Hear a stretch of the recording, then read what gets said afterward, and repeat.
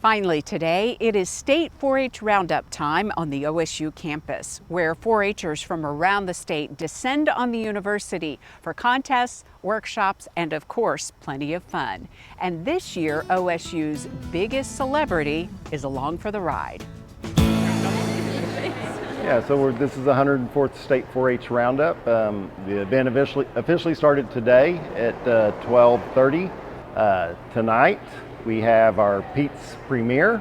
At Pete's Premiere we have different organizations and different departments across campus, different organizations, community partners that set up booths, and our kids get to go around to the different booths and learn about those organizations and those departments and colleges on campus. I believe there's the entomology booth again this year. I love getting to see those. Last year I know they had the bugs out. They let you crawl on your arm. It was beautiful. There we go. She's a little heavy, but don't tell her that. It's a lot of fun. Most of these booths are interactive, so the kids like to come and interact at the booth and do something. Oh my gosh, she's crawling on my arm. So we are doing a Beyond Ready signing day and having our 4-Hers that are graduating out of the 4-H program. They are signing on to their future endeavors, and they've been telling me all about what they're doing.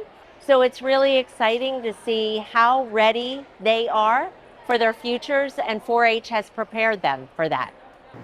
I mean, in everything I do, I can see a part of 4-H. I go to football, meet people that I've already known from 4-H.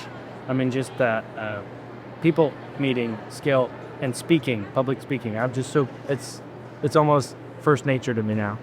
All of the projects that they've done in 4-H have provided them with life skills in addition to helping them find their spark of what they're interested in, what they want to pursue. In 4-H, we want our youth to be, we like to say that we prepare our youth to be beyond ready. Just these leadership qualities and community service that you do just really helps you learn like just other skills you can use pretty much anywhere in life. And many are practicing leadership today. They are doing community service projects, and that's making them not just ready, but beyond ready.